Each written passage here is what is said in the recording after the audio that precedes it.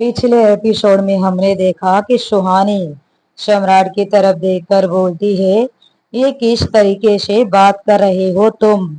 पहले जैसे सड़ियल की तरह क्यों नहीं बोलते? सहानुभूति नहीं चाहिए मुझे तुम्हारी। उसकी बातें सम्राट को उसके असली रूप में ला देती है। ओह शट अप, मैं कोई सहानुभूति नहीं जता रहा हूँ, समझी तुम? अब तुम चुप रहो और ये दवाई लगवाओ। लगभग वो उसे कंधे से पकड़कर अपनी तरफ घुमाते हुए बोलता है। सुहानी कुछ कहने के लिए अपना होठ हिलाती है, पर सम्राट बीच में ही उसके होठों पर उंगली रखते हुए बोला, चुप, चुपचाप बैठो। जो काफी था सुहानी के होश उड़ाने को। उसके आगे वो कुछ बोल ही नहीं पाती।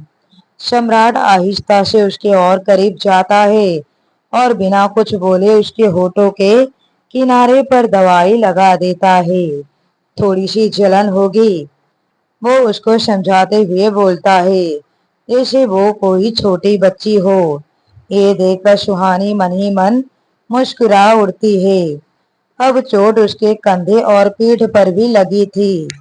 सुहानी को तो सोच सोच कर अजीब लग रहा था कि सम्राट उसकी पीठ पर भी, जबकि सम्राट के मन में दूर दूर तक ऐसी कोई बात नहीं थी। वो तो बस सुहानी की केयर कर रहा था। कंधा दिखाओ अपना, वो सहजता के साथ बोलता है।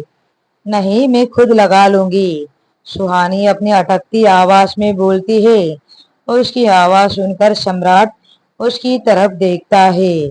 शर्म से लाल हुए उसके गाल और नजरें चुराती हुई इधर से उधर घूमती उसकी आंखें। उसका चेहरा देखकर ही सम्राट उसके दिल की बात समझ जाता है। डोंट बी सिली, कुछ भी उठपटांग सोचना बंद करो। ये कहता हुआ वो कमरे की सारी लाइट्स बंद कर देता है। कमरे में केवल इतनी रोशनी थी कि बस दोनों के चेहरे एक दूसरे को नजर आ रहे थे और कुछ भी नहीं।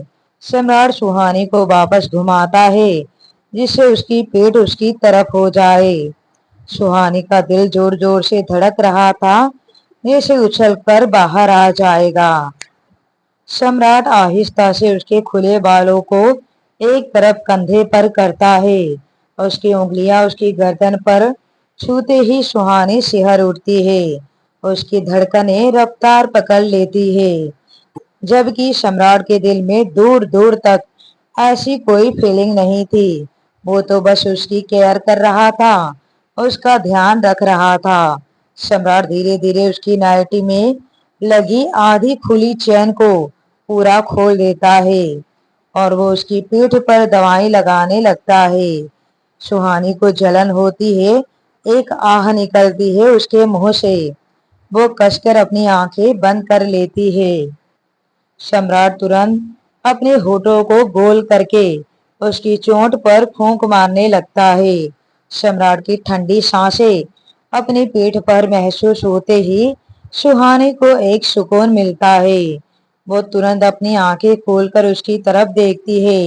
सम्राट कितना केयरिंग लग रहा था, कितना सिंपल, कितना ऑनेस्ट, जो दिल में वही जुबां पर। सुहानी तो खींची चली जा रही थी उसकी तरफ।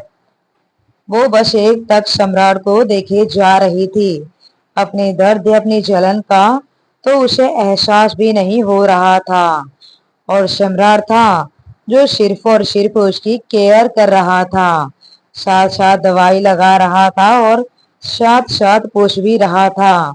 जलन तो नहीं हो रही, पर सुहानी के कानों तक उसकी आवाज नहीं पहुंच रही थी।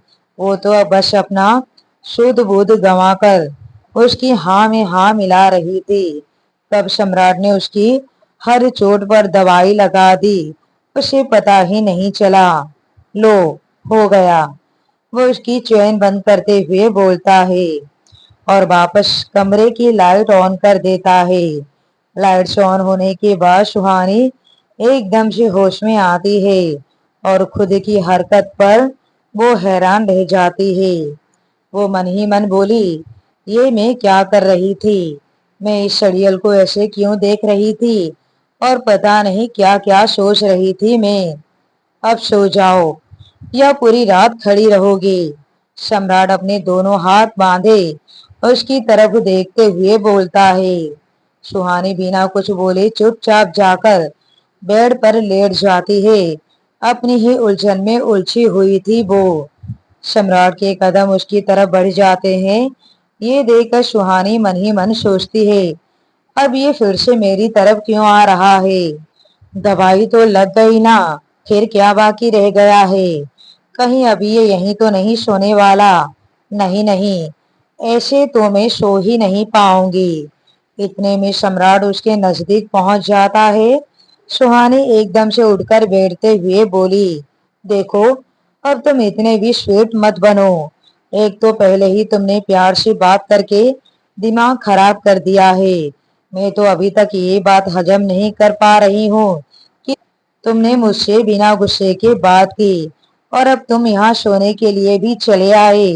सम्राट कुछ कहने के लिए अपना होठ हिलाता है, पर सुहानी बीच में ही उसे रोकते हुए बोली, हाँ जानती हूँ कि तुम्हें फिक्र हो रही है, पर अब मैं बिल्कुल ठीक हूँ, अकेले सो सकती हूँ, तो तुम ज्यादा परेशान मत हो।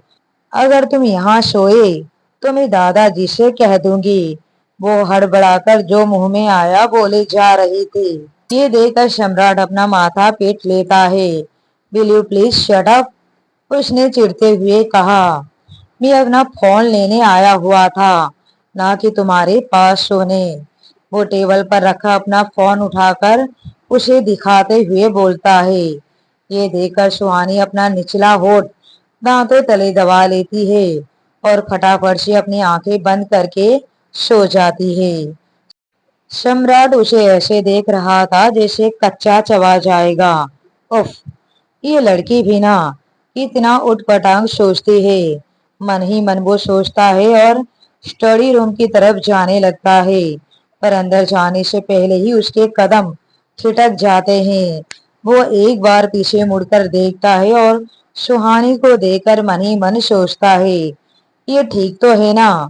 अगर रात को इसे कोई परेशानी हुई तो।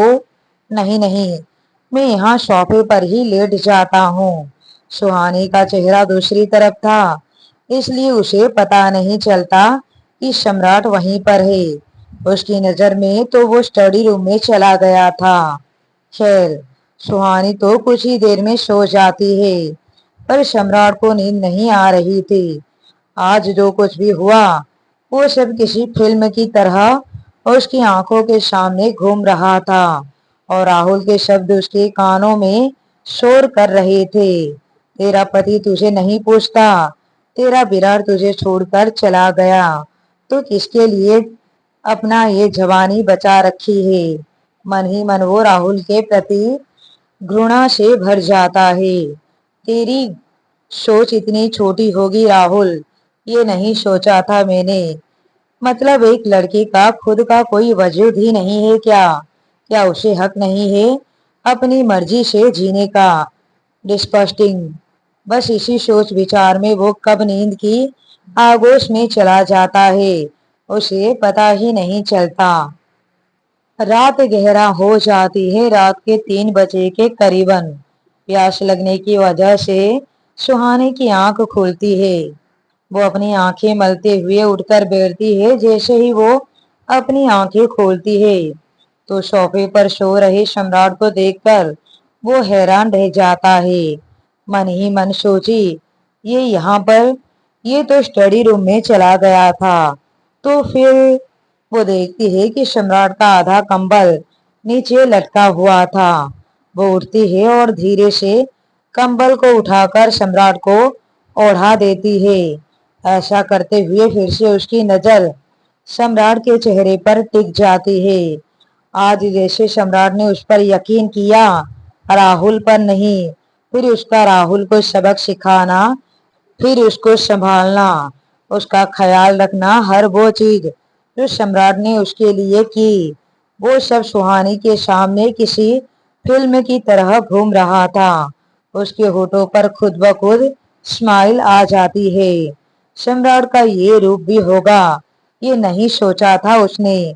वो बस एक टक सम्राट को निहारे जा रही थी, जैसे कैद करना चाहती थी अपनी आंखों में।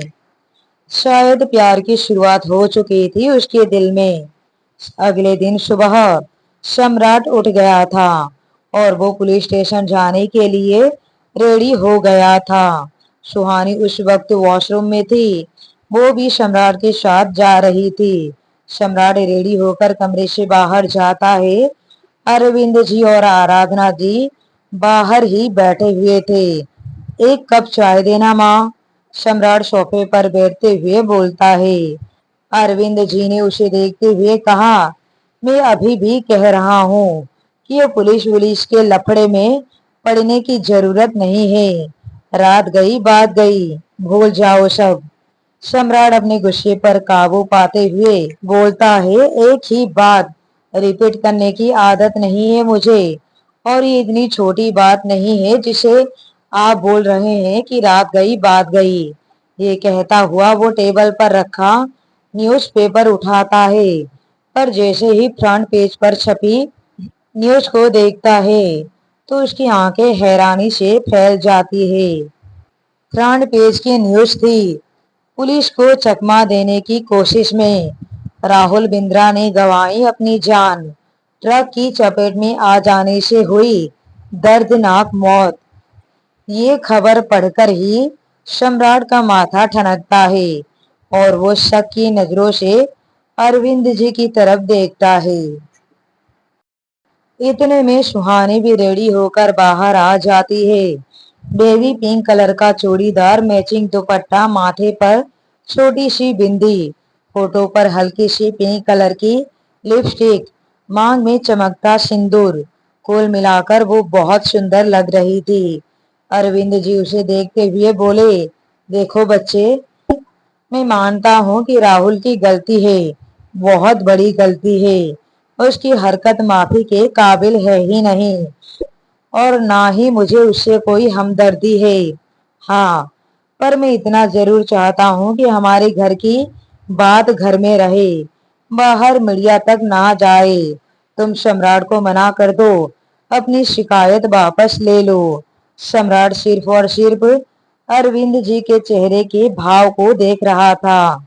उसने मन ही मन सोचा, पापा को देखकर लगता तो नहीं है कि राहुल की मौत के पीछे इनका हाथ है, पर फिर ये नहीं तो कौन, पता करना पड़ेगा। अरविंद जी सुहानी के बोलने का वेट कर रहे थे। सुहानी बड़ी सहजता से बोलती है, सॉरी पापा जी, पर मैं सम्राट के साथ हूँ। जैसा वो चाहते हैं वैसा ही होगा, और वो कुछ गलत नहीं कर रहे हैं। आराधना जी ने कहा, बच्चे सही कह रहे हैं, आप तो बस बेकार की जिद पकड़कर बैठ गए हैं। अरे पर कौशल्या बहन क्या कहेगी? अरविंद जी फिर से बोलते हैं, उसकी नौबत नहीं आएगी पापा, आपने शायद न्यूज़पेपर नहीं पढ़ा आज का। ये कहता हुआ वो सबको सारी बात बताता है। अचानक से राहुल की मौत की खबर सुनकर सब लोग शॉक्ड रह जाते हैं, खासकर सुहानी। एक बार फिर उसको वही सब याद आ जाता है। आराधना जी ने बेहद नफरत से कहा, हाँ तो कुछ बुरा नहीं हुआ उसके साथ जो अफसोस किया जाए। ना वो ऐसी हरकत करता, ना ही घर में पुलिस आती, और ना ही उसकी मौत होती। ये सब तो कर्मों का फल है। सुहानी को तो कुछ समझ नहीं आ रहा था। उसकी आंखों के सामने बार बार कौशल्या जी का चेहरा घूम रहा था। उसकी आंखें डबडबा जाती है और दो आंसू छलक कर गाल पर आ जाते हैं। आराधना जी उसे देखकर बोली, तू क्यों रो रही है सुहानी? यह सुनकर सम्राट पीछे मुड़कर सुहानी की तरफ देखता है। एक पल के लिए तो नजरें ठहर जाती है उसकी सुहानी के मासूम से चेहरे पर। किसी गुड़िया से कम नहीं लग रही थी वो। पर जब वो उसे रोते हुए देखता है तो उसके कदम खुद ब खुद उसकी तरफ बढ़ जाते हैं। तुम क्यों रो रही हो? उसने गलती की तो उसे सजा मिल गई। तुम पहले से ही ठीक नहीं हो, और अब रो रो कर और ज्यादा तबीयत खराब मत कर देना। सम्राट को पता ही नहीं चला कि कब उसका हाथ सुहानी के चेहरे की तरफ बढ़ गए और उसने उसके आंसू को साफ कर दिए, जो काफी था उसे बेचैन करने के लिए। एक बार फिर धड़कनें बढ़ गई थी उसकी और वो बड़ी बड़ी आंखों से सम्राट की तरफ देखने लगती है। आराधना जी ने भी सम्राट में आए इस बदलाव को देख रही थी। सम्राट सुहानी को समझाते हुए बोला, देखो तुम टेंशन मत लो, बस भूल जाओ कि राहुल नाम का भी कोई था। मैं ऑफिस जा रहा हूँ, तुम्हें कोई परेशानी हो तो सीधा मुझे फोन करना। एक बार फिर सम्राट की मधुर वचन सुनकर सुहानी अपने होश में आती है। आराधना जी ने कहा, नहीं नहीं, ऑफिस वॉफिस बाद में जाना, पहले मेरी बच्ची को मंदिर लेकर जा। पता नहीं किसकी नजर लग गई मेरी बच्ची को। सम्राट सुहानी को लेकर मंदिर जाएगा, ये दोनों के लिए अजीब है। शादी को इतने दिन हो गए पर आज तक दोनों कभी साथ में कहीं बाहर नहीं गए थे। पर सम्राट टालने की कोशिश करते हुए बोला, माँ आप चले जाओ, मुझे बहुत काम है। पर आज तो आराधना जी भी जिद पर अड़ गई थी। मैंने कहा ना कि तुम दोनों ही जाओगे, तो बस तुम दोनों ही जाओगे, कोई बहस नहीं चाहिए मुझे। न चाहते हुए भी सम्राट को उनकी बात माननी पड़ती है। चलो, वो सुहानी की तरफ देखते हुए बोलता है। सुहानी भी उसके पीछे पीछे चल देती है। दूसरी तरफ अनुराधा उठ गई थी, क्योंकि अब वो गलत दवाई नहीं ले रही थी, तो उसे पहले से अच्छा महसूस हो रहा था। पर वो इस बात पर हैरान थी कि ऐसा कैसे हो सकता है। डॉक्टर ने तो कहा था कि दिन ब दिन में और भी ज्यादा बीमार हो जाऊंगी, मेरी हालत बहुत खराब हो जाएगी, फिर मैं आखिर में इस दुनिया से। पर मैं तो कल के मुकाबले आज और अच्छा फील कर रही हूँ। हे भगवान, ये क्या हो रहा है मेरे साथ, ये कैसी दुविधा है, आप ही कोई रास्ता दिखाओ मुझे। वो मन ही मन ये सब सोच रही थी। पलक तो सुबह सुबह ही ऑफिस के लिए निकल गई थी। फिर पता नहीं अनुराधा के दिल में क्या आता है और वो भी घर से बाहर निकल जाती है। दूसरी तरफ सम्राट और सुहानी मंदिर के लिए निकल जाते हैं। सम्राट गाड़ी चला रहा था और सुहानी उसकी साइड में बैठी थी। दोनों ही खामोश थे। जहां सुहानी सम्राट के बारे में सोच रही थी, सम्राट के दिल का कोमल कोना जो आज तक बस अनुराधा ने देखा था, वही कोना आज सुहानी भी महसूस कर रही थी। जितना वो सम्राट को जानती जा रही थी, उतना ही उससे जुड़ती जा रही थी, या यूं कहे कि कुछ महसूस करने लगी थी वो सम्राट के लिए। पर इस बात का एहसास नहीं था उसको। वही सम्राट के दिमाग में तो बस राहुल की अचानक हुई मौत घूम रही थी। उसने तय कर लिया कि वो खुद सब पता लगाएगा, इसके बाद ही वो किसी के ऊपर इल्जाम लगाएगा। सुहानी कनखियों से उसकी तरफ देखती है, पर मजाल है कि सम्राट ने उसकी तरफ देखा भी हो। तुम हमेशा से ये सड़ी सी शक्ल बनाकर रहते हो। सुहानी की ये बेबाकी फिर से शुरू हो गई थी। ये क्या कह दिया सुहानी ने, तुम हमेशा इतनी सड़ी सी शक्ल बनाकर क्यों रहते हो। सेम शब्द कहे थे अनुराधा ने सम्राट को, जो आज सुहानी ने उसे याद करवा दिए थे। कुछ चुभता है उसके दिल में, कुछ टूटता है जो सिर्फ वही जानता था। जितनी मुश्किल से वो अनुराधा को भूलने की कोशिश कर रहा था, पर आज जाने अनजाने में सुहानी ने उसे उसकी याद दिलवा ही दी। उसके हाथों की मुट्ठी कसकर बंद हो जाती है। अपने काम से काम रखो, तुम ज्यादा फ्रेंडली होने की कोशिश मत करो, वो अपने गुस्से वाले अंदाज में बोलता है। ये सुनकर सुहानी बोली, यार एक तो तुम्हारा पता नहीं चलता, कभी तो शहद से मीठे हो जाते हो तो कभी नीम से कड़वे। अब क्या हुआ तुम्हें, ये कड़वी नीम किस खुशी में बने हुए हो, वो बताना मैं जरूरी नहीं समझता। मंदिर आ गया है, जाओ जाकर पूजा कर लो, वो गाड़ी साइड में लगाते हुए बोलता है। सुहानी हैरानी से उसकी तरफ देख रही थी। सम्राट उसकी तरफ देखते हुए बोला, अब तुम थोड़ा जल्दी करोगी प्लीज, मुझे ऑफिस भी जाना है। तो तुम नहीं आ रहे क्या मेरे साथ पूजा करने? सुहानी उससे पूछती है। नहीं, मैं नहीं मानता भगवान को, मेरी कभी बनी नहीं है उनसे। सम्राट बेरुखी से बोलता है। बनाना चाहो तो बन भी जाएगी, पर तुम कोशिश ही नहीं करना चाहते। सम्राट उसकी बात को बीच में ही काटते हुए बोला, शट अप, कितनी बार बोला है तुम्हें, अपने काम से काम रखा करो। कुछ नहीं देते ये किसी को, बस छीनना जानते हैं। एक ही खुशी थी मेरे पास, सिर्फ मेरी अनु। बोलते बोलते वो एकदम से चुप हो जाता है। उसे एहसास हो गया था कि वो क्या बोलने जा रहा है। उसकी नजर में तो सुहानी को अनुराधा के बारे में कुछ पता नहीं है। दिल भारी हो जाता है उसका और वो तुरंत गाड़ी से बाहर निकल जाता है। अंदर बैठी सुहानी बस सम्राट के शब्दों में अटकी हुई थी। सम्राट की जुबान पर अनुराधा का नाम आया, और आया तो आया, पर मेरी अनुराधा। बुरा लगा सुहानी को। सम्राट का मेरी अनुराधा कहना उसे बहुत बुरा लगा, पर क्यों लगा ये नहीं समझ पा रही थी वो। किसी तरह वो गाड़ी में से बाहर आती है। उसे इग्नोर करने के लिए सम्राट किसी से फोन पर बात करने लगता है, जो कि वो भी समझ जाती है। वो सामने की दुकान से पूजा की थाली लेने जाती है। सम्राट वहीं गाड़ी के पास खड़े होकर किसी को फोन करने लगता है, ताकि वो राहुल की मौत का पता लगा सके।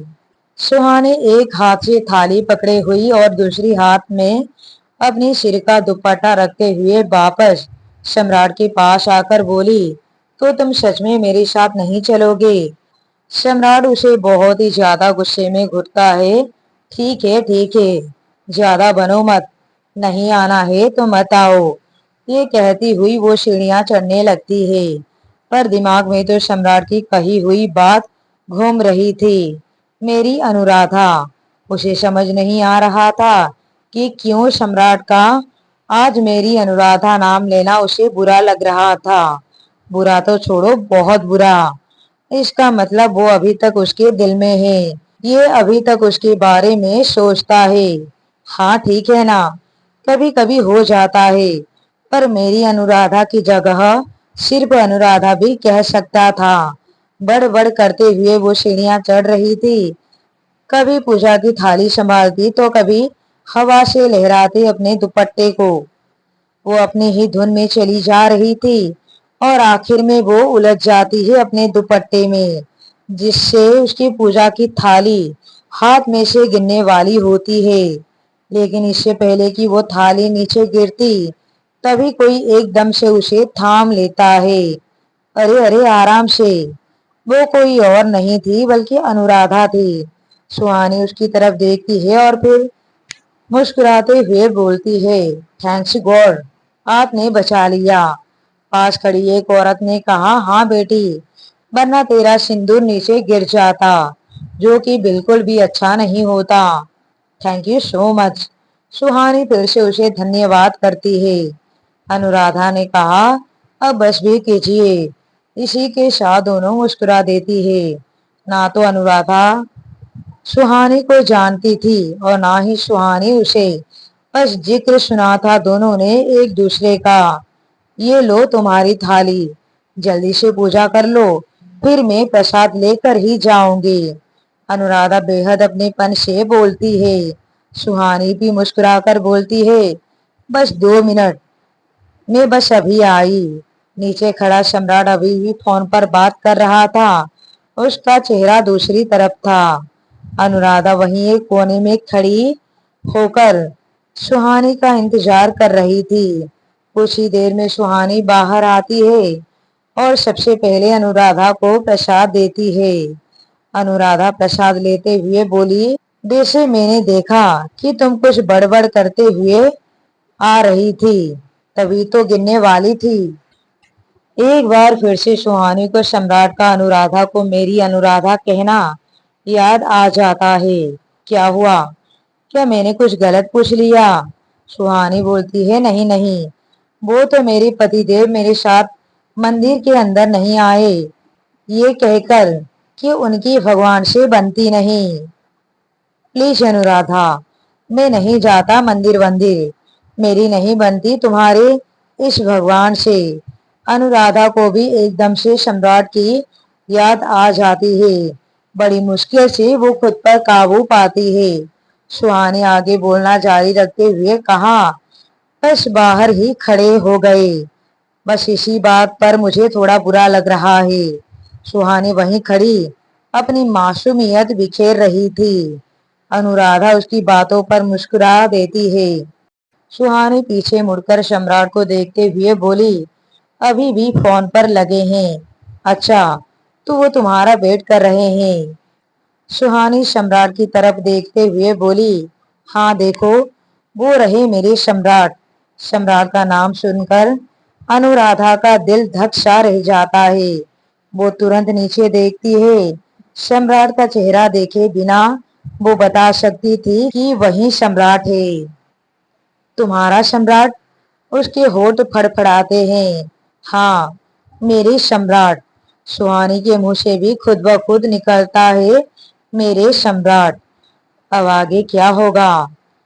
क्या सम्राट और अनुराधा का आमना सामना होगा? क्या सुहानी को पता चलेगा कि यही अनुराधा है? क्या होगा आगे? आगे की कहानी सुनने के लिए बने रहिए माय फर्स्ट डे मैरिज कहानी पर।